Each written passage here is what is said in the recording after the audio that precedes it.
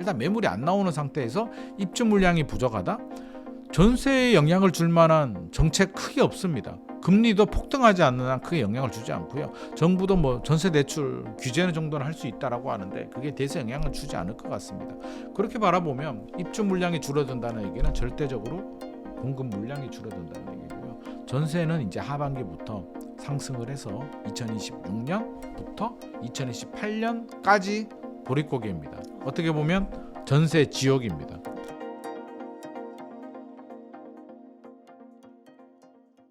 안녕하세요. 인터뷰 진행을 맡은 카프카입니다. 오늘은 김인만 대표님 모시고 부동산 시장에 대한 이야기 나누어 보도록 하겠습니다. 대표님 안녕하세요. 안녕하세요. 네. 또 한 달이 지났습니다. 네, 그렇습니다. 저는 여기 나오면은요, 이번 달 또 마무리가 되는구나. 제 한 달을 돌아보고 다음 달 또 열심히 해야겠다. 네. 다짐을 합니다. 네, 그렇습니다. 하지만 한 달 동안 또 많은 일이 있었는데 그렇죠. 이제 새로운 정권이 또 시작이 되기도 했습니다. 네네. 이재명 대통령 당선된 이후에 부동산 시장 좀 분위기가 어떤가요? 야, 이게 이런 말씀 드리기가 참 이게 민망할 정도로 왜 이럴까? 왜 민주당이 집권하면 집값이 이렇게 올라갈까? 네. 사실 이게 논리적으로 말이 안 된다고 지난 시간에도 제가 말씀을 드렸는데 말이 안 되는데 이게 참 결과가 이렇게 나오니까 이걸 뭐라고 해야 될지 참 난감하긴 한데요. 일단 뭐 현재 상황 녹화일 기준에서 본다면 뭐 불장입니다. 서울은 불장인데 수도권 외곽과 지방은 또 전혀 그렇지가 않습니다. 그래서 온도 차이가 너무 심해가지고 우리 성장길 유튜브를 뭐 전국에서 보고 계실 텐데 그래서 이렇게 불장이라고 얘기를 하면 고개를 갸우뚱하시는 분들이 그렇죠. 좀 많아요. 우리 동네는 안 오른다고 생각하시는 분들 많으시니까. 제가 최근에 이제 며칠 전에 평택에 고덕국제도시에 임장을 갔다 왔는데 그 사장님은 안 본답니다. 뉴스도 안 보고 유튜브도 잘 안 본답니다. 그래서 왜 그러냐고 하니까 공감이 전혀 안 된다고. 우리 동네는 지금 2년째 조용한데 서울은 불장이라고 하니까 이게 도대체 어느 나라 얘기인가 싶을 정도로 이제 안 되고 있는데 이게 양극화가 굉장히 심하다는 의미이기도 하고요. 일단 서울이 그래도 부동산의 중심이고 네. 서울 수도권이 대한민국에서 한 인구의 절반 이상이 이제 거주하는 핵심 지역이기 때문에 이야기를 안 할 수가 없습니다. 서울이 이제 상승을 주도하면서 이제 번져나가기 때문에 우리가 또 서울을 예의주시해야 되는데 이재명 정부가 출범하고 이제 뭐 한 달까지는 안 되고 네. 이제 한 달이 되어가죠. 되어가고 있는데 한 달 사이에 집값은 폭등했죠. 폭등. 한국 부동산은 주간 매매 가격 지수 변동률을 보게 되면 우리가 보통 이제 주간 변동률입니다. 그래서 0.1%가 넘어가면은 뭐 상승, 0.2%가 넘어가면 과열, 0.3%가 넘어가면 우리가 뭐 급등 뭐 이런 표현을 쓰는데 서울 평균이 0.3%가 넘었습니다. 0.36% 6월 3주 차입니다. 6월 4주 차가 나오면 아마 더 올라갈 것으로 예상을 합니다. 천정부지 올라가는데 0.36이 많이 올랐나? 라고 말씀하시는 분이 있는데 주간이기 때문에 1년이 52주입니다. 곱하기 52를 하면 됩니다. 그래서 뉴스를 보거나 부동산원 주간 통계를 볼 때 곱하기 52를 한번 해보십시오. 그러면 0.4라고 치면은요 52 하면 얼마입니까? 20.8%인데 이게 서울 평균입니다. 우리가 평균의 함정에 빠지면 안 되잖아요. 한반에서 평균이 75점이면 95점 100점도 있고 60점 50점도 있습니다. 그래서 평균이 이렇다는 건 실제로 우리가 관심 있는 아파트들은 훨씬 더 높다는 얘기고요. 성동구가 0.76%가 나왔습니다. 깜짝 놀라죠. 강남 3구, 용산구도 다 0.7% 넘었습니다. 0.76%면 거의 40% 정도 상승을 하는 속도로. 그러니까 10억 아파트가 14억 올라가는 속도로 한 주간에 올랐다니까 네. 10억이 어마어마하네요. 1년에 14억 가면 네. 미친 거 아니에요. 그러니까 지금 미친 속도로 서울 집값이 올라가고 있습니다. 통계도 그렇고요. 뭐 거래량도 6월 거래량은 터졌습니다. 아직 집계가 끝나지도 않았습니다. 6월 거래량은 7월 말에 7월 31일에 집계가 끝나거든요. 신고 기간이 30일이니까요. 지금 6월 26일 우리 녹화일 기준으로 통계가 그러니까 6월 거래량이 벌써 3천 건을 넘어서 4천 건을 육박하거든요.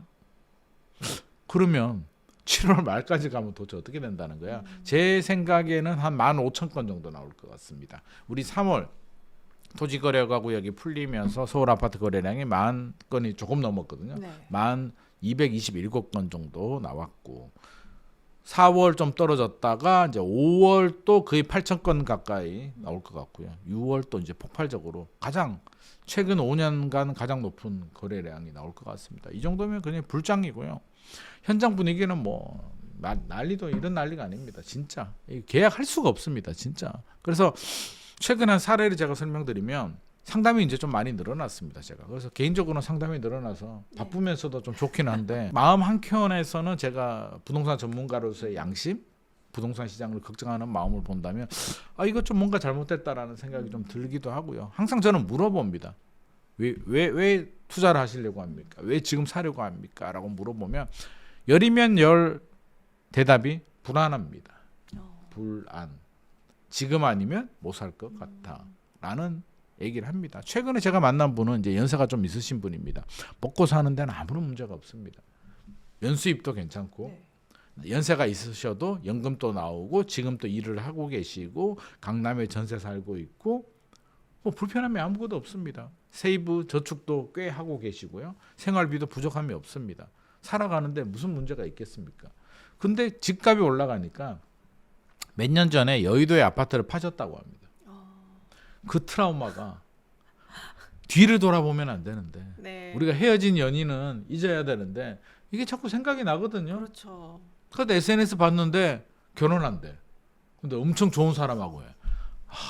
막 이런 생각 들잖아요. 진짜 내가 그때 내가 왜 그랬을까? 좀 잘해볼 걸. 막 이런 생각이 드는데 똑같습니다. 뒤를 돌아보면 안 되는데 뒤를 돌아보니까 10억이 올라가요. 3년 만에. 나 무슨 짓을 했지?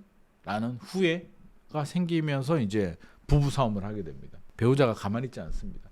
그러길래 내가 왜 팔지 말라고 했잖아. 이러면 이제만 그 팔았는 상대방은 이제 뭐 궁지에 몰려가지고 어쩔 줄을 모릅니다. 그게 하루 이틀 3일 반복이 되다 보니까 너무 스트레스 받으니까 안 되겠다. 하나라도 사야겠다라고 해가지고 이제 가지고 있는 여유 자금을 가지고 사려고 보니까 강남 3구, 용산구는 당연히 못 사는 거예요. 그렇죠. 살 수 있는 데가 신축도 못 사고 재건축도 못 사고 이제 한강 벨트에 강남 3구, 용산구가 아닌 지역에 구축 아파트라도 사자. 전세 끼고. 그래서 사러 갔습니다. 사러 가서 이제 10억 초반대 이제 작은 25평 매물 하나 구축 아파트니까 딱 잡고 계좌를 달라고 하니까 주인이 잠깐만 기다려라 하더니 몇 시간 후에 1억이 올랐습니다. 요즘 그렇다 하더라고요. 네. 10억 아파트가 1억 오른 거는 10%가 올랐습니다. 그럼 강남 아파트가 40억짜리가 4억 오른 거하고 똑같습니다. 네. 우리가 금액으로 보면 강남은 3, 4억씩 올라가는데 1억밖에 안 올랐네라고 할 수도 있는데 10%면 어마어마한 상승률입니다. 그러니까 자금에 딱 맞춰서 무리해서 투자하려고 했는데 1억이 오르니까 또 멘탈이 나가면서 그래서 결국에는 못 사셨는데 또 굉장히 좀 불편한 마음을 가지고 사시지 않을까 싶어서 굉장히 좀 안타까운 마음이고요. 이런 분들이 한두 명이 아니라는 거죠. 최근에는 보면 이제 강남 3구, 용산구는 뭐 돈 있는 분들이 그들만이 이기고 어떤 현상이 생기냐면 이제 경기도하고 인천권에서요. 원래 갈아타려고 내 집을 팔고 갈아타려고 하셨던 분들이 꽤 있으시잖아요. 그렇죠. 사실 서울 중심부가 많이 올랐지 경기도나 인천 쪽은 안 올랐단 말이에요. 내 집은 2년 동안 안 팔렸어. 팔고 싶은데 그렇다고 우리가 헐값에 막 던질 수는 없잖아요. 그렇죠. 내 집은 못 팔아서 지금 계속 재고 있는데 서울 집값이 올라가니까 어떡하지 하다가 최근에 내린 결론 안 되겠다. 똘똘한 한 채 전략 포기. 그러면 어떤 전략이 있냐면 2주택 전략이 있습니다. 내 집은 어차피 안 팔리거나 못 파니까 이 집을 전세 주고 내가 새로운 집에 대출을 받아서 입주하거나 아니면 내가 지금 살고 있는 집에 살면서 여유자금 가지고 전세 끼고 새로운 집을 삽니다. 그러면 뭐 상급지 좋은 거는 살 수는 없는 거고요. 그렇죠. 내가 가지고 있는 집보다 상급지.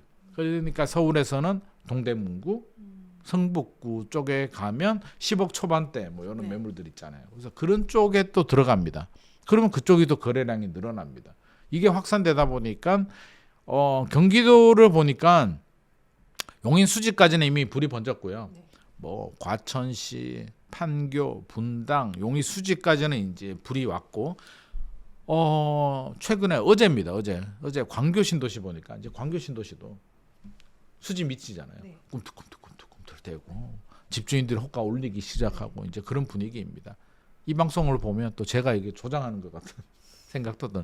현재 분위기가 그렇습니다. 그래서 광교, 그다음 동탄, 평택까지는 갈지는 모르겠습니다만 시간이 걸리면라도 평택까지 가긴 하겠죠. 그래서 이렇게 확산되고 있다는 것은 좀 굉장히 심각한 상황이라고 보여지고요. 이제 더 이상 그들만의 리그로 치부하기에는 불길이 너무 많이 번졌다. 이제 한 달 정도 됐는데 공교롭게도 민주당 이재명 정부가 들어서고 한 달간 집값이 폭등했다. 네. 그러면 이제 그에 따른 정부가 응답을 할 때라고 생각합니다. 불안해요. 우리 불안해. 나 어떡해? 라고 하면 불안하지 않게 어떤 이제 화답을 해야 될 때인데 그게 만만하지는 않을 것 같습니다. 그렇다면 앞서 말씀해 주신 것처럼 민주당이 집권하면 항상 집값이 오르지 않았나라는 이야기들을 많이 하시는데 이게 정부에서 어떤 포지션을 취하더라도 이걸 좀 잡기가 어려울 거라고 보시나요? 아니면 좀 강한 대책이 나와서 어느 정도 잡혀질 거라고 보시나요? 현재 민주당의 스탠스를 보면 어떤 생각이 드세요? 제가 볼 때는 네. 약간 외면? 약간 좀 마주치고 싶지 않은? 어제 다른 방송에서 이제 어떤 토론을 했는데 상대방 패널이 이제 그 얘기를 하더라고요. 부동산에 활동하시는 유명하신 분인데 옛 연인을 헤어진 연인을 길거리에서 마주친 것 같아. 네. 민주당에. 그럼 우리 어떻게 해야 돼요? 이게 좋게 헤어지면 괜찮은데 안 좋게 헤어진 것 같아요. 그러면 멀리서 있으면 일단 뭔지 딱 내가 딱 보면 어떻게 돼요? 얼른 이렇게 다른 골목으로 쓱 가든가 피해야 되는데 이게 너무 가까워가지고 이제 피할 수도 없이 눈이 마주치는 상황이 현재 이재명 정부의 상황 아닐까 싶습니다. 피할 수도 없고 피하고 싶은데 마주쳐야 되는 상황이라고 생각이 되고요.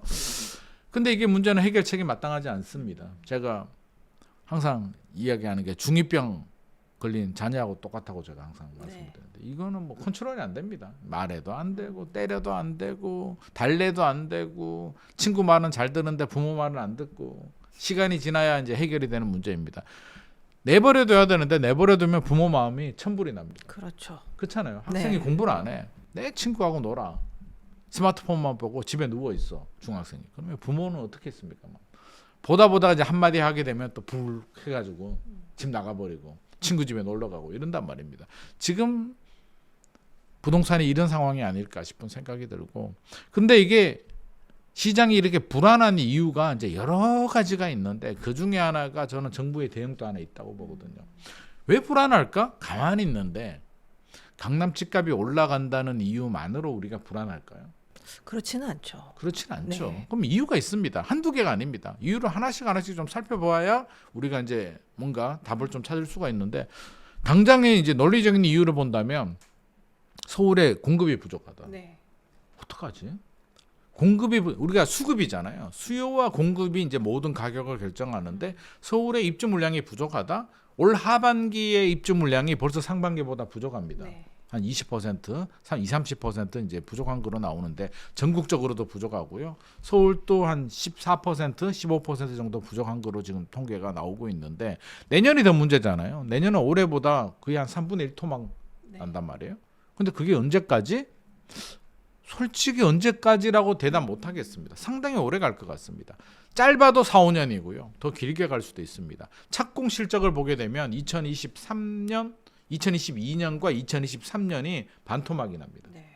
2023년 착공 실적이 3년 후 2026년 입주 물량이 됩니다. 그러니까 이미 시작이 됐고요. 앞으로도 PF 문제, 자금난 뭐 여러 가지 생각해 본다면 건설회사들이 공급 물량을 늘리기는 현실적으로 어렵다. 서울은 특히 재건축 재개발인데 네. 서울의 비극은, 입주 물량 부족의 비극은 거슬러 올라가게 되면 박원순 전 서울시장 시절부터 시작을 했죠. 원주민들이 이제 쫓겨나가게 되는 젠트리피케이션이 생기니까 재건축 재개발을 억제하는 정책을 폈습니다. 하지 마 라고 해서, 물론 그때는 이제 박근혜 정부 때 집값도 좀 안정이 되고 했기 때문에 이제 그런 정책을 했는데 300개가 넘는 재개발 구역을 해제를 해버렸거든요. 그 부작용이, 그걸 진행을 했더라면 지금 어떻게든 꾸역꾸역 물량이 나오는데 그 해제한 부작용이 이제 내년부터 나옵니다. 올 하반기 내년부터 나와서 박원순 전 서울시장이 한 8년, 10년 정도 했잖아요. 그러니까 어떻게 보면 10년 동안 이제 보릿고개가 이제 시작이 됩니다. 이걸 어떻게 극복하느냐? 3기 신도시 물량이 얼마나 나오느냐가 관건인데 시장의 수요자들은 일단 불안합니다. 이건 팩트니까. 네. 내년에 입주 물량이 늘어난다고 말하시는 분들은 없습니다. 불안하고요. 금리? 그래, 기준금리가 지금 2024년 작년에 3번, 2025년 상반기에 2번 내렸는데 대출금리가 그렇게 빠르게 내려가지는 않습니다만 어떻게든 금리 인하 기조가 이어지고 있으니 어떤 식으로든 뭔가 영향이 있을 것 같고 거기에 토지거래가구역 풀면서 강남 집값이 이제 천장을 뚫었죠. 기준점이 올라갔단 말입니다. 형님 키가 커졌는데 동생들도 이제 키를 맞춰야 되겠죠. 그런 상황에서 강남을 보니까 조정 대상 지역, 투기 과열지구, 투기 지역, 토지거래 허가 구역까지 지정했는데 집값이 계속 올라. 야, 그러면 앞으로도 규제 지역 지정해서 이게 될 일이야? 도대체 어떻게 잡겠다는 거지? 아, 정부 니들은 뭘 할 거야? 라는 불안의 시선을 바라보고 있는데 이재명 정부는 지금 추경을 해서 일단 돈을 좀 풀겠다. 네. 유동성이 물론 그 돈이 다 부동산으로 들어오진 않습니다만 어떻게든 유동성을 푼다는 거잖아. 20조, 30조 이제 풀게 되면 돌고 돌아서 호텔 경제학처럼 돌고 돌아서 영향을 줄 수밖에 없는 부분이고요. 또 하나 걱정되는 부분은 이제 후보 시절에 그런 말씀을 하셨잖아요. 세금 규제 안 하고 공급으로 풀겠다라고 했는데 이게 이제 공허한 메아리처럼 들리는 게 규제 카드가 세금 규제, 대출 규제가 있고 공급 확대 방패가 있는데 세금 규제를 칼 하나를 버려버리면 남는 칼 대출 규제로 진짜 해결할 수 있는 거 맞아? 공급은 빨리 안 될 텐데 어떻게 공급을 늘린다고 하지? 어떻게 할 거야? 라고 하니까 구체적인 답을 지금 안 주고 있습니다. 뭐 여기저기서 나오는 얘기는 뭐 용적률을 올리겠다. 공약 내용을 보게 되면 용적률을 올려서 공급 물량이 그렇게 빨리 나올 수가 있나에 대한 약간 회의적인 반응? 그러니까 더 불안한 거예요. 네. 이재명 정부 집값 잡기 쉽지 않겠는데 문재인 정부도 쉽지 않았는데 쉽지 않은 게 아니라 집값이 폭등했죠. 다시 문재인 시즌2가 되는 거 아니냐라는 불안한 마음에 지금 이렇게 폭발하고 있는 거거든요. 그러면 이제 화답을 줘야 되는데 지금 한 달 동안 지금 외면을 하고 있고요. 물론 국토부 장관 인선이 끝나지 않았습니다. 정부가 믿는 건 제 생각에는 7월에 스트레스 대살 3단계를 네. 하잖아요. 그러면 일단 거래량은 줄어들 겁니다. 왜? 대출 규제를 하게 되고 대출 한도가 줄어드니까 강남은 모르겠으나 다른 지역들은 아무래도 구매 능력에 영향을 받겠죠. 거래량 줄어들고 상승률도 둔화됩니다. 뭐 강남 3구가 0.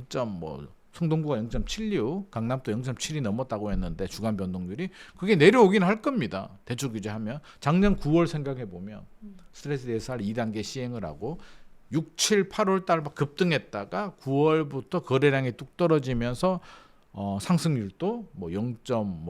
몇 %대로 내려왔단 말입니다. 그러면 7월 이후도 이제 그렇게 될 가능성이 높죠. 네. 그러면 이제 여기서 문제가 발생하는 게 정부가 생각하는 안정과 무주택자들이 생각하는 안정이 다릅니다. 우리 카프카님은 서울 아파트가 안정이 된다라고 하면 어떤 게 안정이라고 생각하죠? 가격적인 안정일까요? 공급 안정과 함께? 그러니까 일반인들이 생각하는 건 올해 예를 들어서 20억 아파트가 24억이 됐어요. 이거 누가 봐도 이상하잖아요. 그러면 다시 20억 가는 게 안정 아니겠습니까? 올 초까지는 20억이었어요. 네. 제가 어제 그 연예인 개그맨 한 명 만났는데 방송하다가 그분이 그 말씀을 하시더라고요. 옥수동에 월세 살고 있는데 이제 돈이 없다가 최근에 돈을 좀 벌었나 봐요. 그래서 집값이 한 20억 초반대 정도 했답니다. 작년부터 계속 쭉 유지해가지고 막 계산해 보니까 살 수 있겠더래요. 모은 돈에 대출 좀 받으면 이제 요 정도는 살 수 있겠다라고 해서 살까라고 하는데 올해 하더니 지금 24억 됐답니다. 네. 6개월 만에 4억이 올라가니까 내가 6개월 만에 4억을 벌지도 못하겠는데 나 어떡하지? 라는 패닉에 빠졌는데 그분 마음은 그거죠. 다시 20억으로 내려오면 내가 사겠다. 20억이 정상 가격 아니냐. 지금까지 집값이 안 올랐냐. 문재인 정부 때 그렇게 오르고 윤석열 정부 때 잠깐 숨고르기 하다가 지금 이렇게 올라가는 건 아니야 라고 생각하는데 정부나 관료들이 생각하는 안정은 거래량이 떨어지고 상승률이 떨어지면 한마디로 서울 아파트 거래량이 7월 이후에 3천 건대로 내려오게 되고 상승률이 뭐 0.1% 이하로 내려오게 되면 안정된 거 아니냐라고 해서 한숨 돌릴 거고요. 시장의 수요자들은 아니 20억에서 24억 됐다가 28억 가면은 폭등이고 24억에서 멈추면 이게 안정이냐 라는 게 지금 시각 차이가 존재합니다. 그렇죠. 그러면 정부는 일단 거래량이 줄어들고 상승률이 0.1% 이하로 내려오게 되면 한숨 돌리고 강한 규제가 나오기는 좀 어려울 것 같고요. 일단 대출 규제 상황을 좀 지켜보면서 만지작 되겠죠. 나올 수 있는 카드는 딱 정해져 있습니다. 일단 국토부가 할 수 있는 카드는 조정 대상 지역 지정입니다.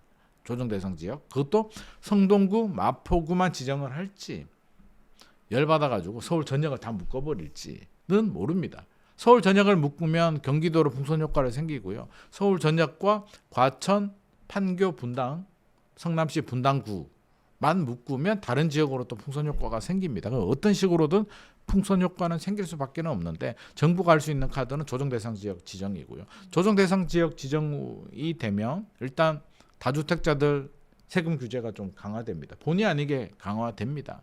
물론 양도세는 내년 2026년 5월 9일까지 한시적 유예가 되기 때문에 당장 피해는 없습니다만 또 대출 규제도 2주택자 이상 대출도 막히고 이런 규제들이 적용되고요. 서울시도 가만히 두고 볼 수는 없으니까 토지거래가 구역을 성동구나 마포구 정도는 확대 지정할 가능성도 있을 것 같습니다. 일단 할 수 있는 카드는 이 정도밖에 없고요. 공급에 대한 이제 청사진을 제시를 해줘야 되는데 사기 신도시가 또 뭐 아니다라는 얘기도 나오고 지금 의견이 분분합니다. 그런데 뭐 사기 신도시를 하나 하지 않으나 일반인들은 공감하지 않습니다. 10년 후에 나오는 입주 물량을 그게 뭐 어쩌라고 라는 생각을 가질 수밖에 없기 때문에 공급 계획은 구체적으로 우리의 불안 심리를 잠재우기는 현실적으로 좀 역부족이 아닐까 싶습니다. 저는 개인적으로 어차피 안 된다면 이래도 저래도 안 된다면 우리 심리잖아요. 네. 우리 심리라는 게 그렇지 않아요? 막 어떤 날은 막 되게 우울한 날 있잖아요.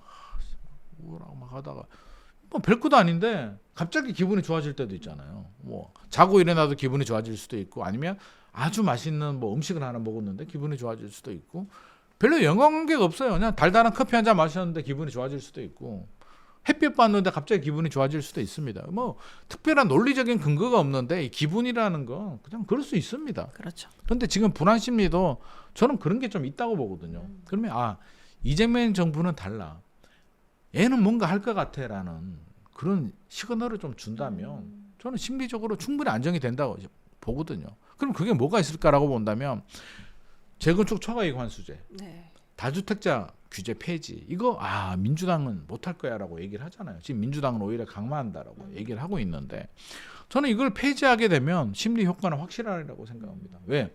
자, 부작용이 예상될 수도 있잖아요. 그러면 집값을 더 자극하는 거 아니야라고 하는데 생각을 해보세요. 재건축 초과이익 환수제 폐지한다고 투자할 사람이 안 할 사람이 투자하겠습니까? 그 초과이익 환수가 언제 어떻게 될 줄 알고.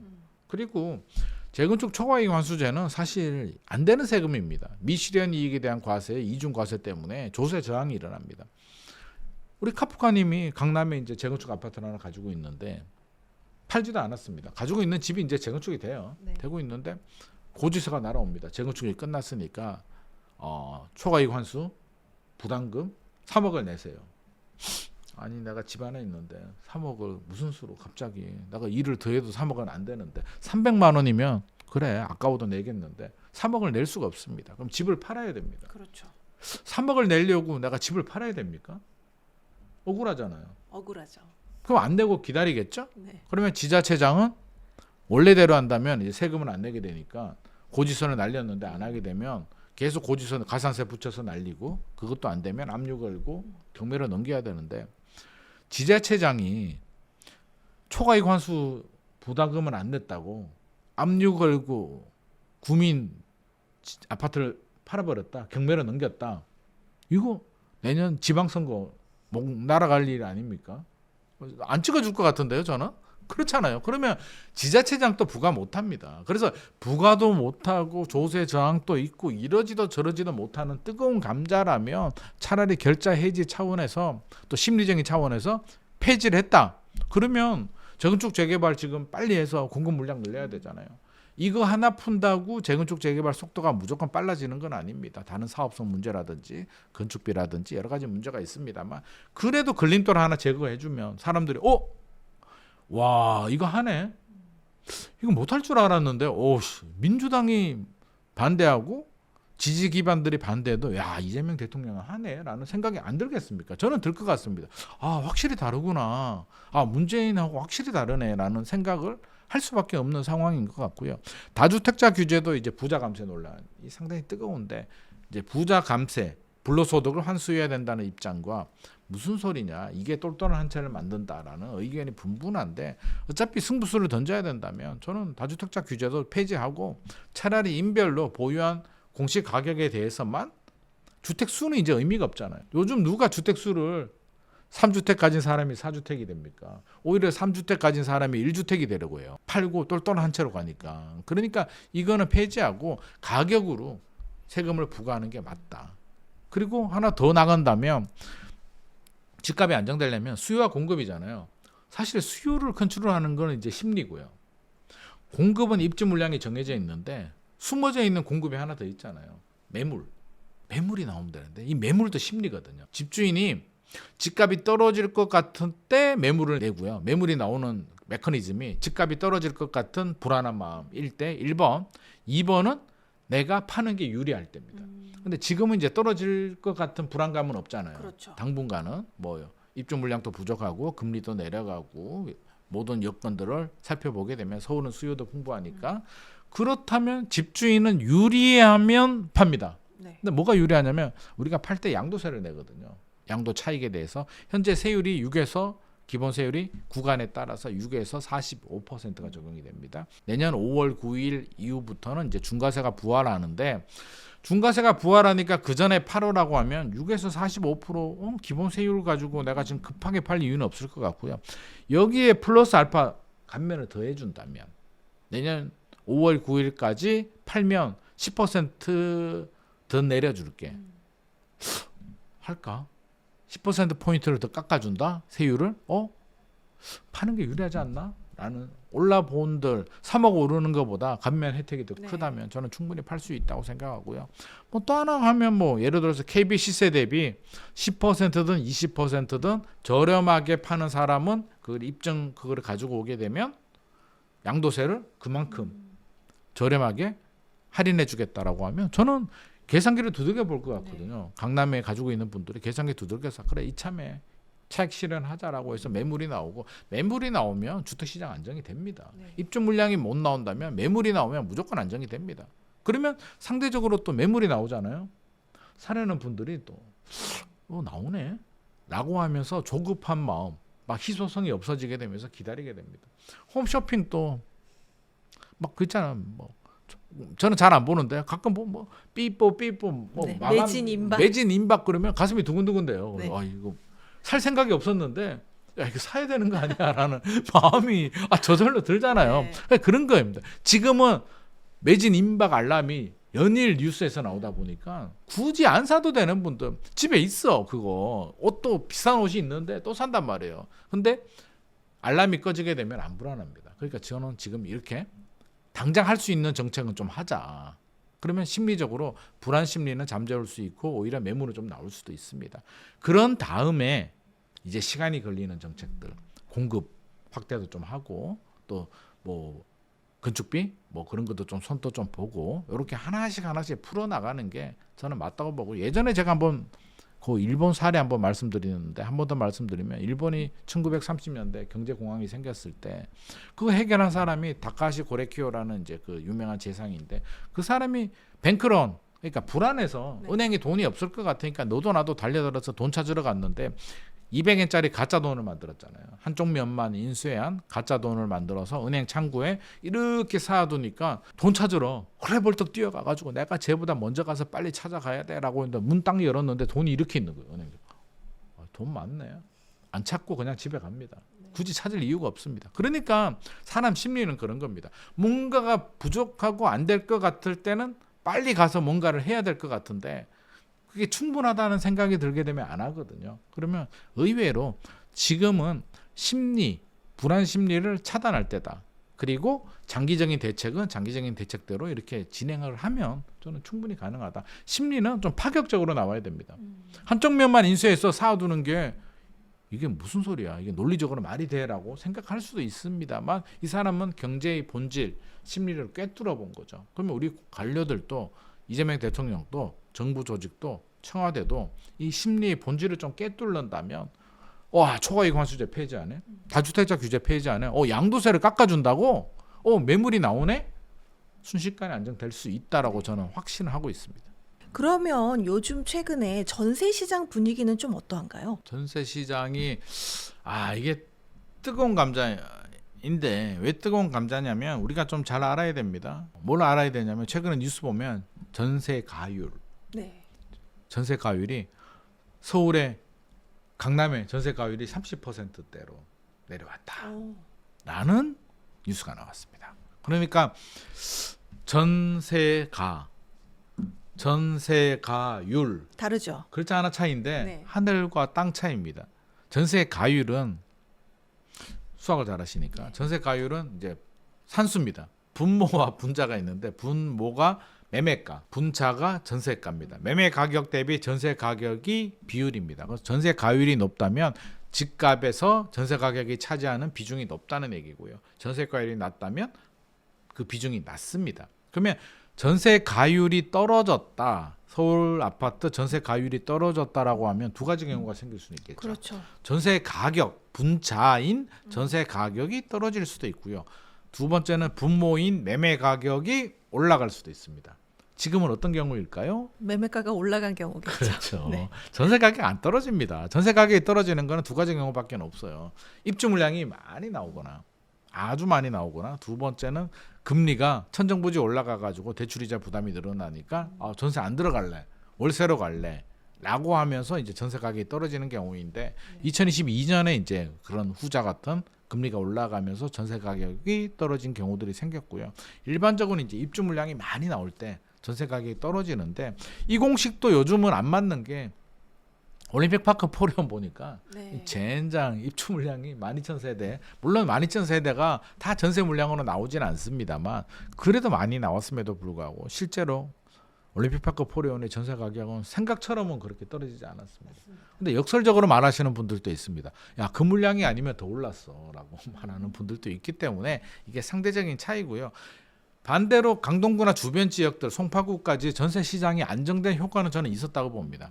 떨어지는 게 중요한 게 아니라 그 물량이 나옴으로써 안정 주변 전세 가격이 덜 올랐다는 거죠. 그래서 우리가 그렇게 좀 해석해야 될 것 같고 일단 매매 가격이 폭등을 하게 되면서 전세 가율이 떨어졌습니다. 그래서 뉴스 헤드라인만 보고 서울의 강남의 전세 가율이 떨어졌다고 박수칠 일은 아닙니다. 실제로 전세 가격은 떨어지지 않았습니다. 서울 아파트 이제 평균이 45%까지 내려갔거든요. 불과 몇 달 전에 53%였습니다.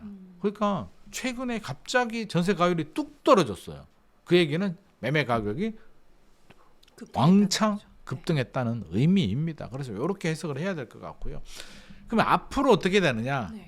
앞으로 이제 둘 중에 하나입니다. 그러면 매매 가격이 많이 올라가서 전세 가율이 떨어졌는데 서울의 전세 가율이 그래도 한 평균 한 50%는 되거든요. 근데 이게 이렇게 떨어졌다는 얘기는 반대로 생각하게 되면 다시 매매 가격이 떨어지게 되면 정상화될 수는 있고요. 전세 가격이 올라갈 수도 있는데 저는 후자인 것 같습니다. 매매 가격이 지금 떨어지긴 쉽지 않고요. 그러면 전세 가격이 뒤따라서 올라갈 가능성이 상당히 높다. 그 이유는요. 역시 입주 물량입니다. 올 하반기 입주 물량이 상반기보다 줄어듭니다. 경기도는 비슷하고요. 인천, 서울은 15에서 20% 수준 정도로 줄어들고 전국적으로 저는 지방에서는 입주 물량이 줄어드는 건 이제 긍정이라고 생각이 되는데 서울 수도권은 좀 문제가 되죠. 문제는 내년에 입주 물량이 이제 급감하기 때문에 조사 기관에 따라서 차이는 있는데 올해 입주 물량이 35,000호에서 45,000호 정도 예상하시는 기관들이 있는데 청년주택이나 공공주택을 포함하느냐 포함하지 않느냐에 따라서 이제 편차는 있습니다만 내년도 입주 물량은 한 10,000호에서 한 20,000호 정도로 뚝 떨어지긴 합니다. 그래서 우리가 추세 흐름을 보게 되면 많이 떨어진다. 입주 물량이 떨어지면 이제 매매와 전세 양쪽에 영향을 주게 되는데 매매 같은 경우는 인자가 많죠. 영향을 주는 인자. 금리도 고려해야 되고 부동산 정책도 고려해야 되고 입주 물량도 중요하지만 집주인이 내놓는 매물도 중요하고 또 경제적인 변수, 유동성이 얼마나 풀리느냐 이런 걸 다 고려를 해야 됩니다. 그래서 단순하게 입주 물량이 줄어든다고 해서 집값이 무조건 올라간다라고 얘기를 할 수는 없습니다. 입주 물량이 줄어들어도요. 집주인이 불안해서 매물을 쏟아내면 집값 떨어집니다. 오히려. 그러니까 이거는 하나의 인자가 아닌데 전세 가격을 보게 되면 문제가 틀려집니다. 전세는 매물이 갑자기 나오나요? 잘 안 나오죠. 매물이 나올 수가 없는 게 2+2 계약갱신 청구해가지고 4년 동안 그냥 강제로 잠겨버립니다. 집주인이 나 매물 내놔야지라고 해서 전세 매물은 나올 수가 없는 구조입니다. 세입자고의 관계, 법적인 문제 때문에 안 나옵니다. 일단 매물이 안 나오는 상태에서 입주 물량이 부족하다. 전세에 영향을 줄 만한 정책 크게 없습니다. 금리도 폭등하지 않는 한 크게 영향을 주지 않고요. 정부도 뭐 전세 대출 규제는 정도는 할 수 있다라고 하는데 그게 대세 영향을 주지 않을 것 같습니다. 그렇게 바라보면 입주 물량이 줄어든다는 얘기는 절대적으로 공급 물량이 줄어든다는 얘기고요. 전세는 이제 하반기부터 상승을 해서 2026년부터 2028년까지 보릿고개입니다. 어떻게 보면 전세 지옥입니다. 솔로 지옥. 방송 사람들 재밌게 보는데 네. 솔로 지옥은 사실 재미라도 있잖아요. 재미도 있고 뭐 천국도 가고 막 이러더만 호텔 가서 놀고 막 이러는데 전세는 그냥 지옥입니다. 보릿고개 시작입니다. 적어도 2028년까지입니다. 3기 신도시 입주 물량이 얼마나 영향을 줄지가 이제 관건인데 아쉽게도 3기 신도시는 서울에는 없습니다. 경기 인천에만 있는데 뭐 고양 창릉, 부천 대장, 인천 계양, 남양주 왕숙, 하남 교산인데 5개 지구 다 합쳐도 17만 3천 호 정도 됩니다. 광명 시흥까지 합치면 25만 호인데 광명 시흥은 아직까지 좀 시간이 좀 더 걸릴 것 같고요. 17만 3천 호가 1년에 입주하면 공급이 확 늘어서 공급 폭탄이 될 수는 있는데 1년 만에 나오진 않습니다. 2028년에 이제 첫 단지 입주해 가지고 연도별로 조금씩 나옵니다. 그래서 2033년 길면 2035년까지도 나올 수도 있는데 그렇게 분산해버리면 17만 3천 호를 5개 구역에서 5년에 걸쳐서 분산해버리면 실제로 그 지역에 미치는 그러니까 지역이 다르니까 실제로 그 지역에 1년에 한 10,000호 정도 나온다는 얘기잖아요. 네. 고양 창릉에 10,000호 나오고 하남에 10,000호 나오고 남양주에 10,000호 정도 나온다고 해서 서울의 전세 가격이 치명적인 영향을 받을까요? 그 주변 일부 지역들만 영향을 받겠죠. 그러면 전세 가격은 올라갑니다. 전세 가격이 올라가면서 이제 전세 가율이 올라갈 겁니다. 그래서 50%대는 당연히 복귀를 할 것 같고요. 2016년 같은 경우는 서울이 71%까지 전세 가율이 올라갔습니다. 그래서 그때 상황을 좀 고려를 해본다면 지금 또 전세는 올해가 천국이다. 내년부터 이제 지옥 시작이고요. 올 하반기부터 이제 지옥 문이 열리기 시작합니다. 그러면 우리가 좀 서둘러서 뭔가 좀 준비가 필요해야 되지 않나 싶습니다. 사실 이 전세의 월세로의 이 전환이 가속화되고 있다는 분석도 있는데요. 실제로 현장에서 보시는 분위기는 좀 어떠세요? 월세 가속화 빠르죠. 그러니까 월세도 두 종류가 있습니다. 완전 월세가 있고요. 반전세 또 월세입니다. 근데 저는 반전세 그러니까 아파트와 비아파트를 구분하자면 비아파트 시장은 온전한 월세가 증가합니다. 왜? 전세 사기 여전히 있고 전세 사기가 많이 생기고 보증 사고가 생기다 보니까 허그가 보증 한도를 줄입니다. 그러니까 전세 금액이 줄어드니까 역전세가 또 생기게 되죠. 또 전세 대출도 한답니다. 대출 규제도 한답니다. 네. 전세 대출 규제하게 되면 자기 돈으로 전세 들어가는 사람이 어디 있습니까? 돈이 없어서 비아파트에 거주하시는 분들이 많잖아요. 돈 많으면 아파트로 갔죠. 그러니까 돈이 부족하니까 대출을 받아서 월세 내기 아까우니까 전세라도 들어가려고 하는데 대출 규제를 한다. 불안 또 하다 하면 선택지는 뭐 있습니까? 아파트로 넘어가려고 하니까 아파트 매매 전세 다 비싸요. 근데 빌라라고 예를 들면 빌라 월세는 전세는 불안하고 그러면 월세로 가거나 빌라를 사야 됩니다. 그래서 빌라를 사시는 분들이 최근에 늘어나고 있습니다. 그래서 비아파트 시장은 매매가 늘어나고 월세도 늘어납니다. 그래서 월세 비중이 상당히 높습니다. 80%까지 올라가는 곳들도 있는데 일단 비아파트 시장은 월세로 전환이 됐다. 그래서 사든가 실거주로 사버리거나 월세로 가고 전세는 급격히 줄어들고 있고요. 아파트 시장은 그렇게까지 빨리 전환되지는 않습니다. 사실 월세 아깝잖아요. 그렇죠. 이상하게 아깝더라고. 예, 은행에 내는 이자는 어차피 내는 돈이잖아요. 우리 심리가 그런 게 있는 것 같습니다. 은행에 내는 건 당연하게 생각하는데 왜 집주인한테 주는 건 이렇게 아까운지. 그냥 나하고 비슷한 사람이니까 좀 그런 마음? 사촌이 땅 사면 배 아픈가? 뭐 그런 게 좀 있는 것 같은데요. 아무튼 간에 월세보다는 전세가 유리합니다. 그래서 아파트는 전세 가율이 한 50% 정도 되니까 사기도 많이 안 생기고 안전하고 좋은데 문제는 트렌드 자체가 이제 매매 가격이 너무 많이 올랐잖아요. 우리 소득 대비 따라갈 수 없는 수준. 우리 한강 벨트만 하더라도 이제 강남 3구, 용산구가 아니어도 뭐 30억 우습게 얘기를 하고 있잖아요. 그러면 전세 가율 50%라고 하면 강남도 아닌데 전세를 10억 줘야 되거든요. 강남도 아닌데 쉽지 않잖아요. 그러니까 대출 규제도 되면서 이제 돈을 구하기는 힘들어졌는데 전세 가격도 소득 대비 너무 많이 오릅니다. 뭐 50억이라고 칠까요? 강남에 50억 아파트에 전세 가율이 50%면 25억을 전세로 그냥 넣어야 되는데 그럼 굉장히 부담스럽잖아요. 네. 거기서 집값이 올라가거나 하면 또 올려. 어떻게 계속 올려줄 수가 있습니까? 그러면 선택지는 월세를 받습니다. 이제 인상분에 대해서는 월세를 받기 시작을 할 겁니다. 지금 또 많이 생기고 있는데 반전세가 이제 거의 좀 활성화되리라고 생각합니다. 반전세를 크게 이제 돈을 내니까 월세로 포함한다면 월세는 더 늘어나겠죠. 그래서 아파트는 저는 이제 반전세가 굉장히 일반화되는 시장이 올 것이다. 왜? 이제 올려주기 힘듭니다. 어느 정도인데 1억에서 2억, 2억에서 4억, 4억에서 8억까지는 모르겠는데 이게 10억이 넘어가고 10억 가게 되면 현실적으로 아무리 전세라도 그렇죠. 우리가 월급 모아서 1년에 1억 모으기 쉽습니까? 전문직이거나 아주 특별한 스페셜한 분들 아니면 1년에 1억 벌기도 어렵습니다. 근데 1년에 1억을 어떻게 모읍니까? 1년에 1억 모으려면은요 연봉이 한 4억 돼야 돼요. 왜? 세금 떼면 4억 받아도 세금 떼고 나면 한 2억, 2억 5천 정도 들어오는데 생활비 쓰고 나면 1년에 1억 세이브하기 힘들거든요.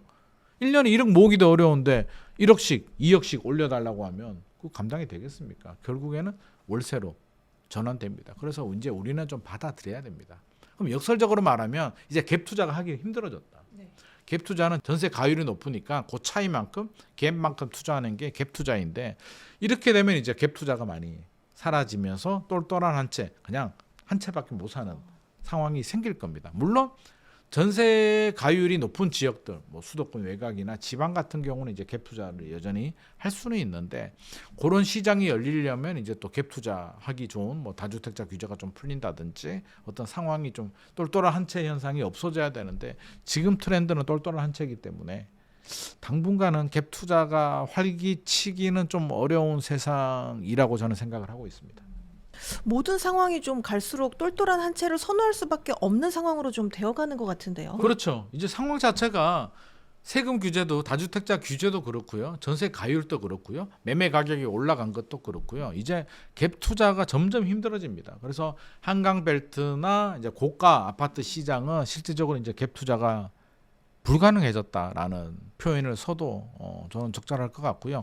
이제 많이 안 오른 지역들, 외곽인데 전세 가율이 높은 지역들은 갭 투자를 해도 되는데 우리가 잘 생각해야 될 게 물론 뭐 수도권에 뭐 그런 일부 지역들은 이제 흐름에 따라서 바람을 타고 와서 그렇게 올라가는 타이밍이 올 수도 있는데 지방 같은 경우는 우리가 눈여겨봐야 될 게 여러 가지 부동산 법칙이라든지 뭐 흐름이라든지 풍선 효과라든지 뭐 천장 효과, 이 형이 올라가면 동생이 따라 올라간다. 뭐 여러 가지 법칙들이 근본 조건이 뭐냐면은요. 전제 조건이 있어요. 전제 조건은 뭐냐면 수요가 뒷받침이 돼야 됩니다.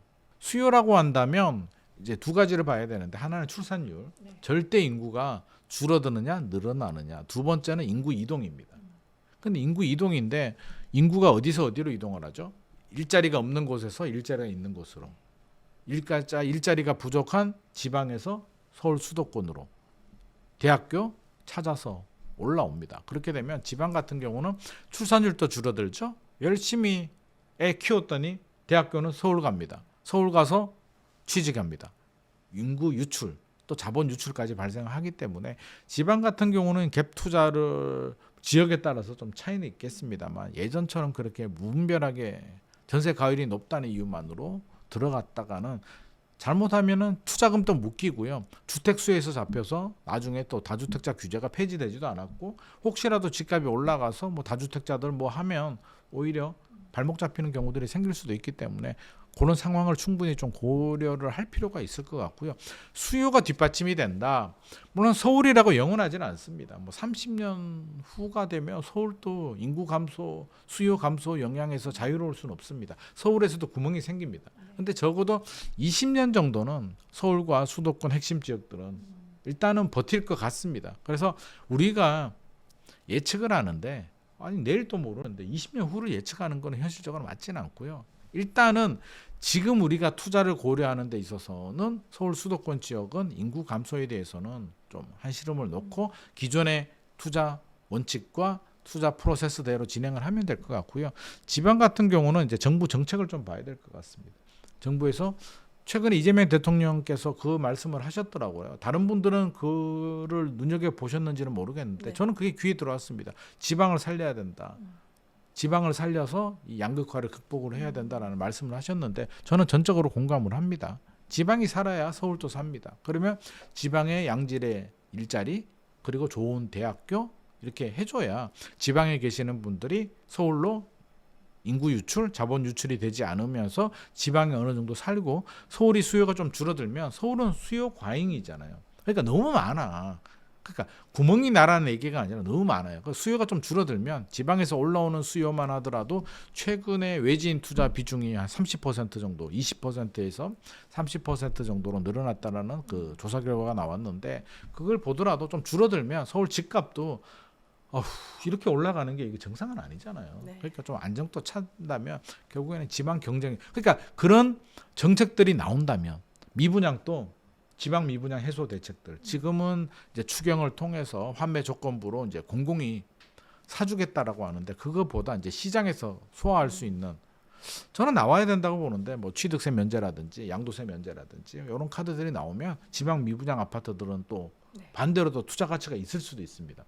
최근에 건축비가 올라가지고요. 지방에 가보면 신축 아파트들 시골인데도 한 5억씩 나오거든요. 4억 5천 5억씩 나옵니다. 진짜 와 깜짝깜짝 놀라는데 미분양 아파트들 보면 3억대 미분양들도 꽤 있거든요.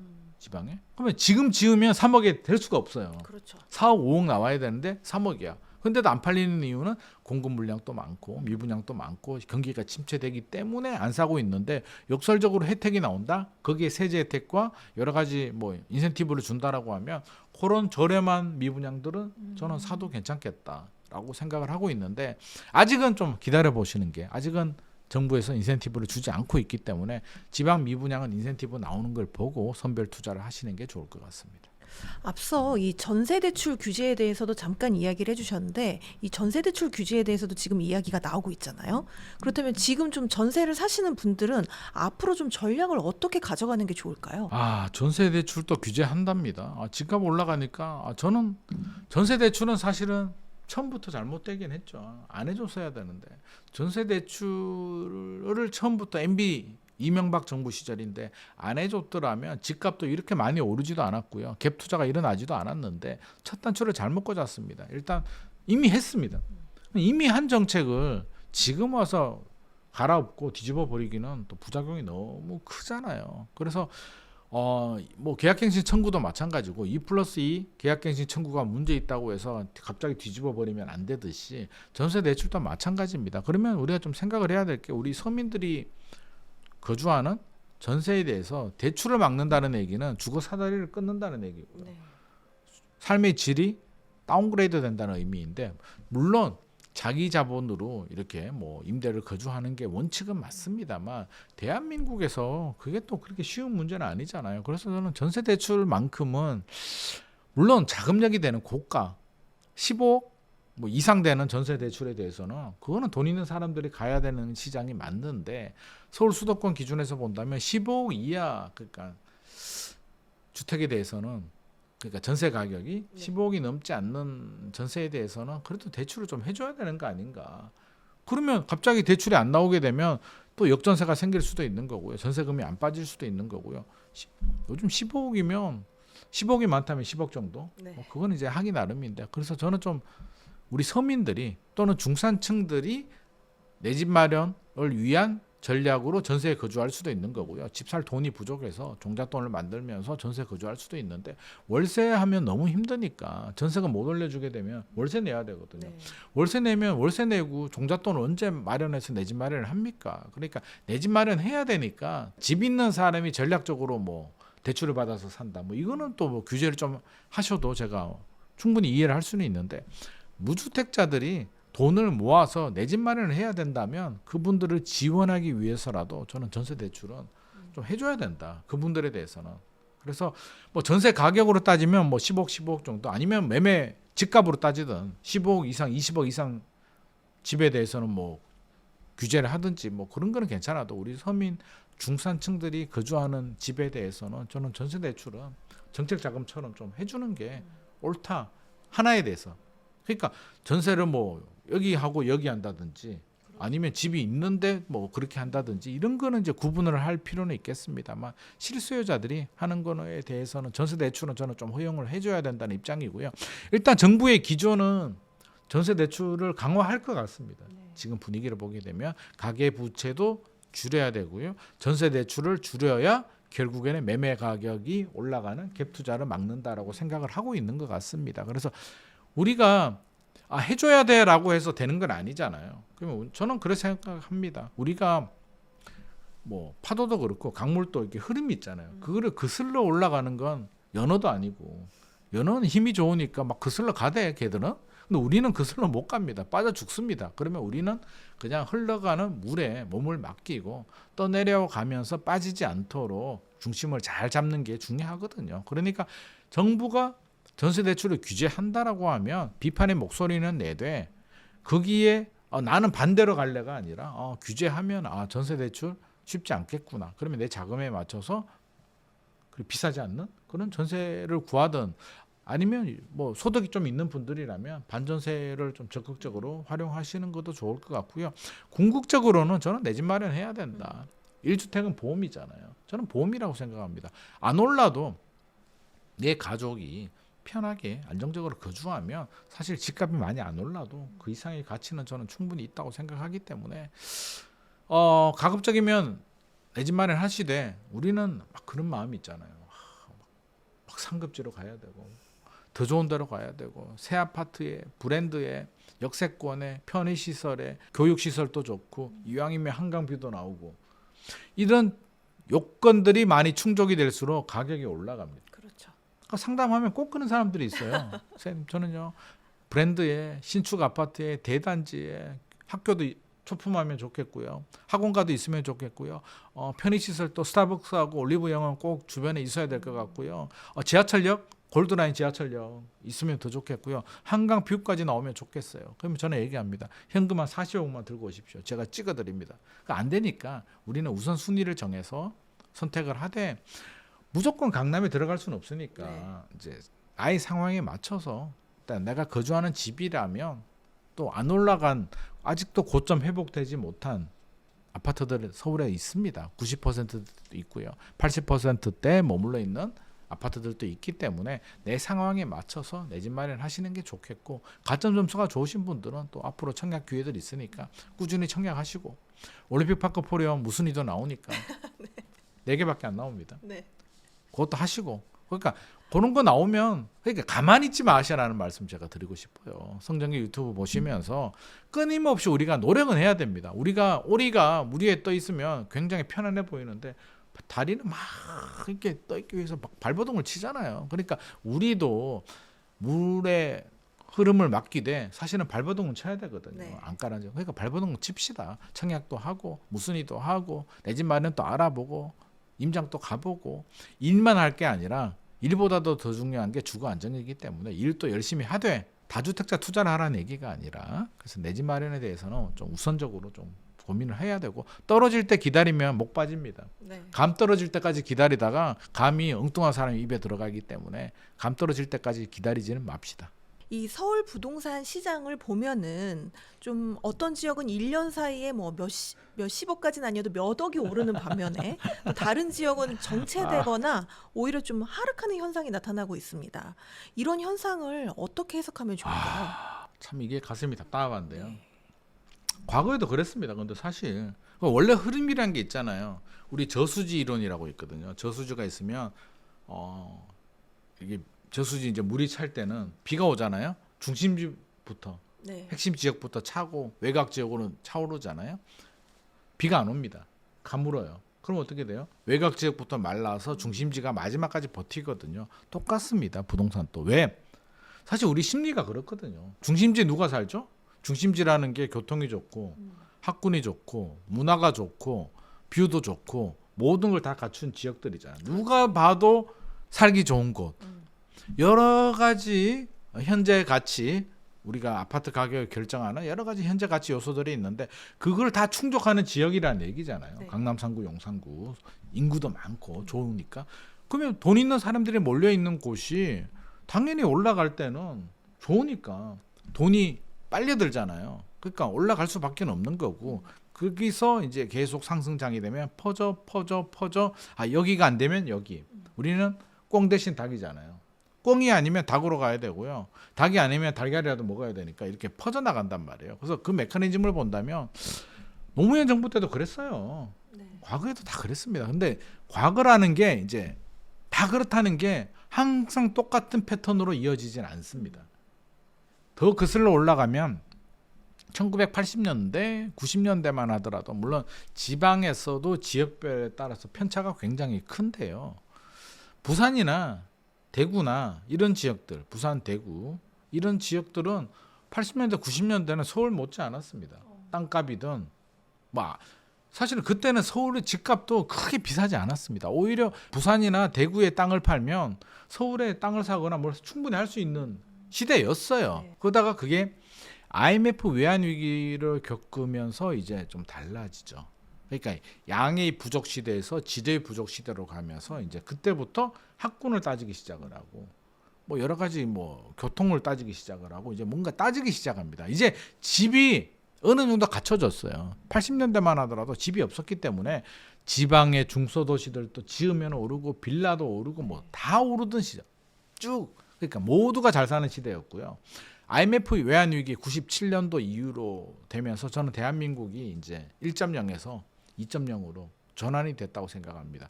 뭐 어떻게 됐든지 간에 본의 아니게 금융시장이 개방이 됐고요.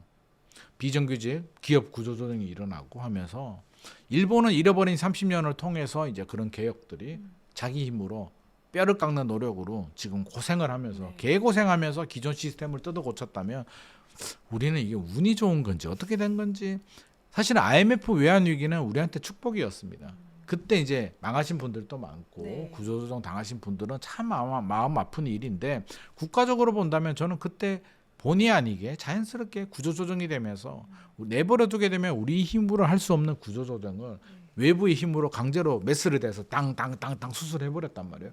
그게 저는 어떻게 보면 우리 경제 입장에서는 또 긍정적으로 1.0에서 2.0으로 업그레이드되는 효과가 나온 것 같고요. 거기서 이제 서울과 지방 양극화가 이제 벌어지기 시작합니다. 지방은 사실 90년대 이후로 2000년대 접어들면서 사양 산업 내리막으로 가게 됩니다. 산업 구조가 대한민국이 70년대, 80년대 초중반만 하더라도 이제 경공업에서 중공업으로 전환되는 시점이었는데 경공업 시절만 하더라도 대구, 섬유, 부산 신발. 부산은 일본하고 가깝잖아요. 네. 일본 방송에 나왔습니다. NHK 같은 게 다 나왔습니다. 그러다 보니까 패션도 부산에서 시작해서 서울로 올라왔습니다. 네. 80년대마다 부산 사람들이 얼마나 패션이 멋있었고 대단했습니다. 뭐 시장 가 국제 시장 가면 뭐 없는 게 없고 서울에 없는 게 부산에 다 있고 맞습니다. 굉장히 매력적인 도시였는데 인구가 이제 90년대 정점으로 이제 2000년대 접어들면서 경공업에서 중공업으로 넘어갔는데 그 중공업을 서울 수도권이 이제 잡아먹기 시작을 한 거죠. 일자리가 만들어지고 반도체가 커지고 여러 가지가 되면서 기업 지방에 있는 본사들도 옮겨가게 되고 서울 수도권이 이제 양질의 일자리가 생기게 됩니다. 그렇게 되면서 인재들이 인서울 하게 됩니다. 서울이 이제 커지다 보니까 다 빨아들이는 거죠. 90년대만 하더라도 80년대죠. 제가 90학번이니까 학번까지 얘기하네. 제가 90학번입니다. 그래서 제 학교 다닐 때 제 친구들이 그랬어요. 서울대는 뭐 당연히 공부 잘하는 친구들은 가는데 야 연고대, 서강대, 한양대 꼭 가야 되냐? 부산대, 경북대 가면 되지라는 얘기를 많이 하던 시절입니다. 근데 지금은요. 지방에는 학교가 2개 있잖아요. 지방대와 지방대 의대. 이게 뭔 일입니까? 그러니까 이게 양극화가 이제 벌어졌다는 거예요. 그래서 지방은 인구도 줄고 출산율도 주는데 인구 유출까지 발생하면서 지금 빠르게 소멸 단계로 가고 있는데 굉장히 좀 안타깝고 저는 정책적으로 개입을 해야 된다. 그래서 대학교도 활성화시키고 교육 예산 남아도는데 뭐 하겠습니까? 지방의 국립대학교에 좀 3천억, 5천억씩 좀 투자 팍팍 해가지고 좋은 교수님들, 좋은 자재들 또 기업들하고 연계해가지고 프로야구처럼 하나씩 맡았으면 좀 좋겠습니다. 뭐 예를 들자면 삼성은 되고 요즘 롯데는 좀 힘드니까 뭐 다른 기업이 뭐 아니면 LG가 부산, 기아가 광주 이렇게 맡아서 대학에도 투자하고 일자리도 좀 많이 만들고 그렇게 좀 하면 SK는 뭐 충청도 뭐 이렇게 하는 게 좋지 않겠습니까? 그래서 그렇게 해야 되는데 일단은 서울이 지금 다 빨아들이고 있다는 건 시대 흐름이 달라지고 있다는 거고요. 지방은 공실도 상당히 많습니다. 네. 서울은 공실이 없는데 지방은 신규 택지 도시 개발을 하게 되면 새 아파트로 가요? 원도심은 채워지지 않습니다. 가격을 보게 되면 서울은 예를 들어서 신축 아파트가 30억이에요. 그럼 구축은 뭐 20억, 25억 이렇게 하잖아요. 지방은 신축이 5억, 6억이다. 구축은 1억짜리가 수두룩합니다. 이게 원도심에 있는 구축들이 따라가질 못해요. 왜? 재건축 재개발이 안 되거든요. 빈 땅에 널렸는데 재건축 재개발을 왜 합니까? 편한 도시개발을 해버리면 되니까 원도심이 죽고 공실이 생기고 상권도 죽고 도시가 슬럼화되고 여러 가지 문제들이 생기고 있습니다. 인구 감소의 부작용인데 이게 달라졌다는 걸 인지를 해야 돼요. 그러면 과거처럼 야 서울이 올라가니까 수도권이 올라가고 지방도 다시 또 광역시 잘 되고 중소도시 집값 올라가고 다 올라가. 물론 어느 정도는 올라갈 수는 있습니다. 인플레이션 방어를 해야 되기 때문에 지방에서도 교통이 좋구나, 교육 환경이 좋구나, 주거 인프라가 좋은 곳들은 지금 딱 기다리고 있다가 화폐 가치 떨어지는 게 인플레이션 방어를 하면서 서울은 수도권은 많이 올랐는데 여기가 저평가인데 입주 물량도 줄고 미분양이 줄면 한 번 더 탄력성을 가지고 반등할 수는 있습니다. 지방 모두가 아니라 일부 주거 인프라가 좋은 아파트들은 받는 가능성이 있고 서울 수도권 지역들은 지방보다는 좀 더 탄력적으로 움직이겠죠. 그러면 일단 강남 집값이 지금 치고 올라갔잖아요. 네. 올라가다 보니까 풍선 효과 당연히 생기죠. 마포, 성동으로 올라가고 마포, 성동이 올라가니까 물론 목동, 신시가지와 여의도는 이제 뭐 강남하고 같이 묶어서 가야 될 부분이고요. 뭐 영등포, 광진구, 동대문구 이제 동대문구 성북구 지금 꿈틀꿈틀대고 뭐 장인 뉴타운이든 그쪽에 인문 휴경이든 이런 아파트들로 이제 전세 끼고 투자 수요들이 막 들어갑니다. 지금 투자의 문이 아직 막히지 않았잖아요. 그래서 들어가고 있고 이 상태를 방치하게 되면 이제 노도강으로 가겠죠. 아니 경기도에서 인천에서 또는 서울에서 내 집을 팔고 가려고 했는데 똘똘한 한 채가 안 돼요. 내 집이 안 팔려서 똘똘한 한 채를 갈 수가 없습니다. 근데 이대로 넉넉히 올라가는 걸 가만히 지켜봐야 되겠습니까? 불안한데. 그럼 뭘 해야 됩니까? 안 되면 그냥 2주택 전략을 가야죠. 그래서 노원구에 전세 끼고 2, 3억 주고 하나라도 사둬야 그래도 나중에 노원구 집값 올라가게 되면 인플레이션 방어라도 하지 않겠습니까? 내 집이 안 팔리는데 내버려 둘 수는 없으니까. 그러니까 똘똘한 한 채를 하고 싶은데 똘똘한 한 채를 할 수가 없으니까 역선택으로 이제 2주택 전략을 최근에 하십니다. 2주택이 규제 지역이 아니면 크게 또 이런 불이익이 없습니다. 취득세도 똑같고요. 1에서 3% 똑같이 적용되고 양도세도 뭐 2주택 중과세가 규제 지역이 아니면 중과세가 적용되지도 않고요. 종부세도 비싼 집도 아닌데 그 두 개 합쳐 본들 종부세 많이 나오지도 않고요. 배우자 명의를 다르게 하게 되면 종부세는 인별 과세이기 때문에 부담스럽지 않습니다. 그래서 최근에 2주택 전략도 많이 한다. 그래서 2주택을 제가 조장하는 게 아니라 내가 집 하나를 가지고 있는데 잘 안 올라. 좋은 집이 아니에요. 그러면 우린 누구나 상급지를 가고 싶잖아요. 가고 싶은데 이 집이 안 팔려서 못 간다면 지금 다 올라가는 상승장을 넉넉히 보고 있기에는 내 집이 올라갈 때는 늦잖아요. 그래서 전세 끼고 여유 자금이 있다면 하나 더 사는 분에 대해서는 저는 비판을 할 수는 없을 것 같습니다. 그래서 지금 2주택 전략들도 많이 쓰고 있다는 점 제가 말씀을 드리고요. 3주택은 좀 다른 개념이긴 하죠. 그래서 일단은 2주택 전략도 최근에 많이 하고 있다. 이게 서울 집값이 올라가면서 발생하는 키 맞추기 현상들이고요. 이 키 맞추기는 수도권까지 확산됩니다. 확산되는데 이제 확산 경로가 있잖아요. 우리가 경로를 알면 좀 남들보다는 빠르게 좀 반응을 할 수는 있는데 일단 서울에서는 순서가 딱 정해져 있잖아요. 그래서 강남 3구, 용산구, 마포, 성동, 강동, 광진, 그 동작 또 영등포 일부까지 이제 2단계로 움직이고요. 3단계가 성북구, 동대문구, 은평구, 그다음 넘어가게 되면 중랑구, 노도강까지 넘어갑니다. 그다음에 이제 여기 넘어갈 때 이제 남쪽으로 더 가죠. 남부축도 같이 움직입니다. 네. 그래서 거의 강남 3구, 용산구, 마포, 성동과 같이 움직이는 지역이 과천, 분당, 판교입니다. 네. 그다음 용인, 수지입니다. 근데 남쪽으로는 이제 두 줄기가 있는데 세 줄기라고 봐야겠죠. 경부축하고 안양축이 있고 이제 서쪽이 있는데 경부축은 이제 용인, 수지, 광교, 동탄 더 가면 이제 평택까지는 내려갑니다. 근데 평택까지는 이제 시간이 좀 필요한데 일단 평택이 미분양이 좀 많다는 게 이제 네. 단점이긴 한데 평택이 우리가 막연하게 미분양이 많다라고 하기는 평택이 너무 크거든요. 서해에서 경부 고속도로까지 땅이 어마어마하게 큰데 그 우리가 말하는 이제 일반적으로 말하는 평택은 이제 고덕 국제도시 있고 소사벌 지구 있고 최근에 지금 브레인시티 있고 그런 도시개발 지역들이 몰려 있는 구역들이 있고요. 화양지구라고 좀 떨어져 있는 서쪽에 가까운 곳이 있는데 화양지구에서 미분양이 좀 대량으로 발생했습니다. 그래서 평택이 무조건 미분양이 많다고 단정 짓지 말고 지역을 좀 구분해야 된다. 서울로 따지면 강북과 강남의 차이 정도로 지역이 완전 다른 지역이기 때문에 그냥 그걸 통으로 묶어서 미분양이 많다라고 하기는 어려울 것 같고요. 고덕 국제도시를 중심으로 해서 그 바운더리 한 10km 정도까지를 이제 평택의 중심지로 본다면 그 지역을 미분양을 좀 감소되는 폭을 좀 봐야 되는데 이제 브레인시티가 최근에 공급 물량이 많아서 미분양이 좀 늘어나긴 했는데 브레인시티는 저는 뭐 그 인프라라든지 대학병원 들어오고 하는 거 보면 좀 소진이 될 것 같긴 해요. 그래서 시간이 해결해 될 문제고요. 또 분상제가 적용이 돼서 분양가가 비싸지는 않은데 평택이 워낙 침체되다 보니까 그것도 이제 비싸게 부담을 느끼는 거지. 실질적으로 지방의 중소도시들도 뭐 그 분양가 나오니까 그까지 번지고 이제 안양축으로 가게 되면 이제 과천에서 이제 과천이 우리 분기점이라고 할까요? 고속도로를 따지면 약간 분기점 역할을 해줍니다. 그래서 과천 밑으로 내려가게 되면 이제 인덕원 있고 안양, 평촌 나오고 이제 3번으로 가는데 3번은 이제 좀 늦게 마지막에 움직이는 지역이고요. 평촌까지는 반응을 합니다.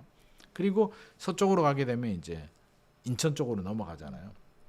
그럼 물론 뭐 상암도 있고 이제 뭐 서울에 있는 그 마곡도 있는데 그거는 뭐 예외적으로 서울의 좋은 지역들이고요. 그러면 인천으로 가게 되면 신도시 위주로 이제 가게 되죠. 그러면 제가 말한 지역들을 대충 보게 되면 인천도 이제 청라, 검단, 송도 이렇게 퍼져나가는데 특징이 있죠. 서울은 신축, 구축, 뭐 준신축 구분 없이 다 올라갑니다. 아무 상관없습니다. 최근에 통계 결과를 보더라도 상승 10년간 상승률을 보면 거의 비슷합니다. 10년 이내 신축, 10년에서 20년 준신축, 20년에서 30년 중구축, 30년 넘어가면 구축인데 거의 뭐 140에서 170% 상승했습니다. 평균. 근데 경기도는 천차만별입니다. 특히 경기도는 준구축인 20년에서 30년 된 아파트가 좀 많이 오른 것처럼 보이는데 그건 일기 신도시 때문에 재건축 호재 때문에 좀 많이 올랐습니다. 그러니까 답이 나왔죠. 경기 인천은 주거 인프라가 좋은 신도시 위주로 접근해야 됩니다. 1기 신도시, 2기 신도시, 이제 나중에는 3기 신도시까지. 그런 대로 원도시 말고요. 우리가 이제 답이 나왔습니다. 왜? 주거 인프라가 좋은 곳이 미래에도 살아가 남습니다. 뭐 2기 신도시도 괜찮고 1기 신도시는 재건축 호재가 있으니까 당연히 좋고 가격이 다르니까 어디가 좋아요 그러면 판교 분당 좋지.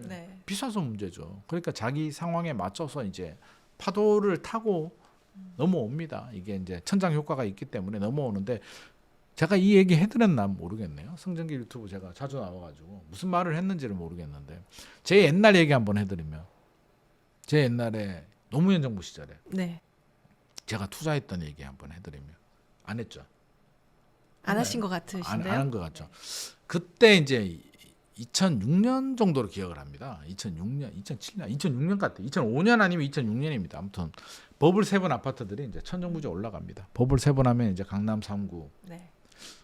평촌 용인이 들어갔고요. 과천 목동이 들어갔나? 아무튼 뭐 그랬던 것 같은데 아무튼 가만히 생각을 하니까 그때 제가 이제 회사 다닐 때인데 봐봐 용인이 올라가고 용인에 갔어요. 막 천정부지 올라가더라고요. 아 이게 그때도 본능적으로 야 이렇게 올라가는 걸 따라가면 안 될 것 같은 느낌이 드는 거예요. 그래서 이제 평촌으로 왔습니다. 네. 막 난리가 났더라고. 막 올라가고 너무 많이 올랐더라고요. 막 지금 생각해보면 오른 것도 아닌데 뭐 예를 들어서 그 당시만 하더라도요. 이게 진짜 호랑이 담배 피던 시절인데 2006년도, 2005년도만 하더라도 평촌에 소형 아파트 있잖아요. 열몇 평짜리가 1억이 안 했습니다. 7천만 원, 8천만 원 막 이런. 친구가 그걸 5개를 사자는 거예요. 500만 원, 1000만 원 주면 한 채를 산대요. 네. 5채를 사자는 거 내가 미친놈아. 그걸 왜 5채를 사냐 그랬는데 후회했습니다. 살 걸. 그러네요. 나 뭔 짓을 한겨? 그래가지고 일단 그게 올라갑니다. 올라가는 걸 보니까 나 무슨 짓을 했지? 순식간에 그게 1억이 넘어버리더라고요. 그래서 이거. 그래서 다음이 뭐야? 라고 보니까 평촌 밑에 일기 신도시가 3본이라고 있더라고요. 네. 3본? 야, 평촌이 오르면 타고 내려가서 3본도 가지 않을까라고 해서 3본으로 달려갔습니다. 가니까 조용한데 살짝 움직이려고 하는 느낌이 딱 감지되더라고요. 그래서 일단 물건 하나 잡았습니다. 그때는 이제 대형이 유행했습니다. 중대형, 버블 세븐 중대형. 그래서 아파트 하나 가가지고 계약서를 쓰고 돈이 없으니까 일단 500만 원만 내고 금요일이었습니다. 그래서 내가 월요일 날 와서 내가 본계약을 하겠다. 가계약금 500만 원만 걸고 딱 갔는데 토요일 날 연락이 옵니다. 계약을 깨겠다고 합니다. 네. 계약 해제, 해약금에 의한 계약 해제를 하겠답니다. 이게 이제 아시죠? 집주인이 배액 상환하고 깬다는 얘기는 움직이는 겁니다. 그렇죠. 큰일 난다. 움직인다라고 해서 또 달려갑니다. 토요일 날 아침부터 달려가가지고 일단 돈 받고 500만 원 벌었잖아요. 1000만 원. 네. 내 돈 500에 500 돼서 1000이 생겼잖아요. 그래서 그 부동산 사장님한테 아니 내가 힘들게 여기까지 왔는데 이게 뭔 일이냐. 빨리 다른 물건 하나 빨리 찾아달라고 하니까 근처에 있는 또 다른 아파트 하나 또 잡았습니다. 그때가 3본이요. 48평이 2억 몇천 했습니다. 저렴했잖아요. 그래가지고 이제 이번에는 내가 3천만 원을 걸었습니다. 사실은 제 마음은요. 그 아파트를 계속 가져갈 생각이 없었습니다. 이거 분위기 탔으니까 나가 3천만 원 걸고 배액 상환하면 3천만 원을 내가 먹어야겠다. 마음을 먹었고 연락이 안 옵니다. 이거 어떡하지? 내 잔금을 쳐야 되는 건가? 그때 이제 다른 데다 막 투자를 했던 시절이기 네, 때문에 네. 돈이 많이 없었습니다. 나 어떡하지? 라고 하는데 한 2주 지나니까 연락이 옵니다. 해약금에 의한 해지하겠다고. 그래서 3천만 원 낸 돈 받고 3천만 원 더 주더라고요. 거기까지입니다. 그래서 제가 더 이상 안 했습니다. 더 하는 건 시장을 교란하는 거고 그 당시도 또 저는 그런 마음은 있었던 것 같습니다. 이게 재미삼아 한번 흐름을 보기 위해서 했는데 여기서 더 하는 거는 내가 투기꾼도 아니고 이걸 주택시장을 교란하는 거기 때문에 여기서 그만 해서 멈췄습니다. 그래서 3천만 원 벌었던 기억이 나는데 3,500 벌었네요. 3,500 벌었는데 그때 3,500이면 그래도 엄청 적지 않은 큰 돈입니다. 돈이죠. 이게 20년 전이니까요. 그럼요.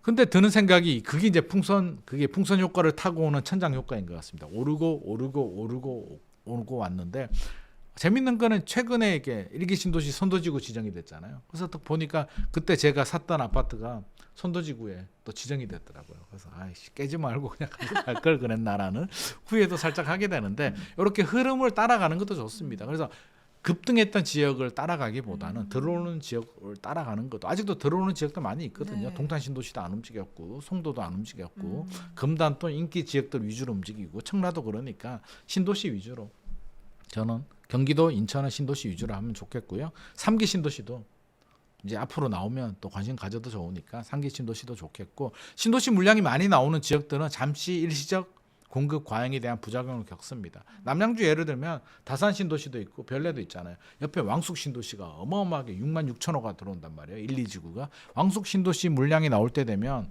그 인근에 있는 아파트들이 이제 전세도 약세가 되고 약세가 됩니다. 그러면 전략적으로 미리 왕숙 신도시 물량이 완전히 나오기 전에 차라리 신축 아파트인 왕숙으로 갈아타는 전략도 저는 한번 고려해 볼 필요는 있겠다. 동탄 1신도시에서 동탄 2신도시 개발될 때 1신도시가 힘들었거든요. 네. 물론 지금은 좋습니다.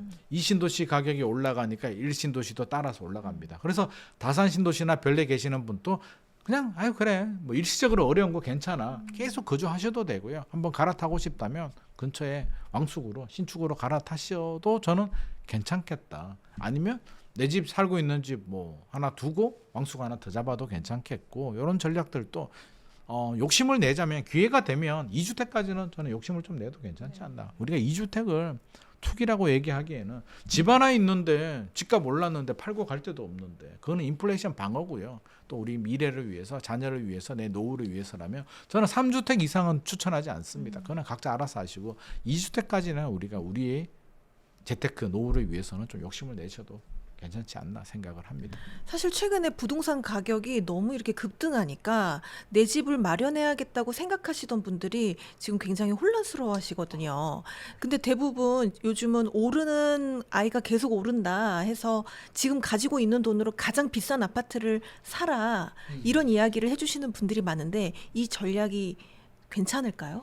상급지가 좋긴 하죠. 좋긴 한데 그것도 내가 감당할 수 있는 범위 내에서 해야죠. 강남이 좋다고 해서 예를 들어서 뭐 최근에 그런 분들이 저는 못 봤는데 있다고 하더라고요. 뭐 후순위 대출이 나온다고 하더라고요. 네, 생애 최초나 네. 이런 부분에 대해서는 그러면 전세 끼고 사고 내 돈 좀 보태고 후순위 대출 받아서 자기 자본은 뭐 얼마 되지도 않는데 2, 3억 되는데 뭐 10억짜리 아파트를 산다고 하는데 그런 건 저는 원칙에 어긋난다고 생각합니다. 제가 2주택까지 욕심을 내보자는 것도 리스크 관리가 되는 범위 내에서 하자는 거고요.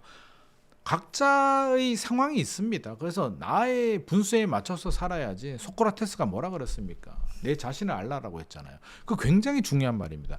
자신을 과대평가해도 안 되고요. 과소평가해도 안 됩니다. 그래서 자신을 냉정하게 보고 내가 전문직이거나 사업이 잘 돼서 미래 수익이 많이 늘어날 것 같아.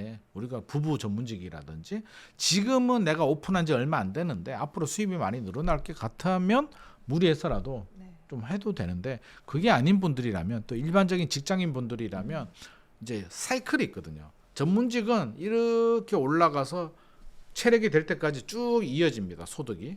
오히려 늘어나는 경우들도 있는데 직장 다니는 분은 40대 후반이 피크고요. 50대 넘어가면 꺾여서 퇴직하면 뚝 떨어집니다.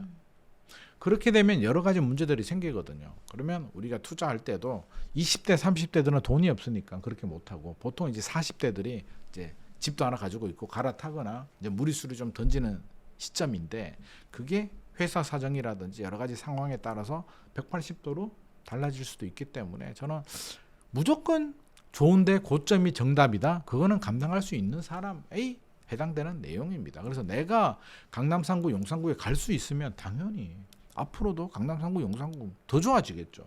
마포, 성동도 더 좋아집니다. 좋은 거는 맞는데 내가 감당할 능력이 안 된다면 뭐 성북구도 좋잖아요. 장인 뉴타운도 좋잖아요.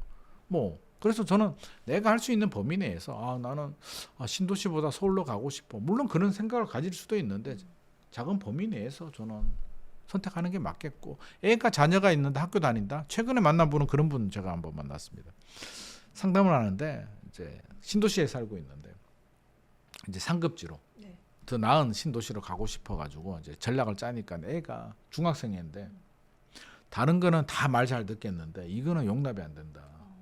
내가 지금 학교 생활 잘하고 있고 내 친구도 여기 있고 그러니까 자녀한테는 여기가 자기의 세상이잖아요. 그걸 통으로 옮긴다? 무슨 권리로? 재테크를 위해서? 그는 우리 부모 입장에서 보면 자녀보다 더 큰 재테크가 어디 있습니까? 그러니까 그런 무리수는 던지지 마셔라고 제가 말씀드렸습니다. 그래서 하고 싶다면 사는 집 살고 차라리 전세 끼고든 상급지 아파트 사고 애 다 크면은 그쪽으로 갈아타자라고 제가 말씀을 드렸습니다. 그러니까 무리수는 던지지 말고 본인 상황에 맞춰서 본인 자금과 본인 미래 계획과 본인 직장과 모든 걸 맞춰서 우리가 선택을 하는 거지 모든 걸 오직 돈으로 모든 걸 돈으로 판단하기에는 주식과 부동산은 좀 다른 부분이 있습니다. 그래서 저는 좀 현명한 판단을 하시는 게 좋을 것 같고요. 너무 그렇게 무리수 올인은 하지 않는 게 좋을 것 같습니다. 네. 오늘도 소중한 시간 내주셔서 너무 감사드립니다. 마지막으로 성공의 진심인 구독자분들께 한 말씀 부탁드립니다. 요즘 많은 분들이 불안해하고 계세요. 네. 나 어떻게 뭐 저만 만나면 다 나 어떻게라고 하는데 나 어떻게는 노래방에서 부르시고요. 나 어떻게 진짜로.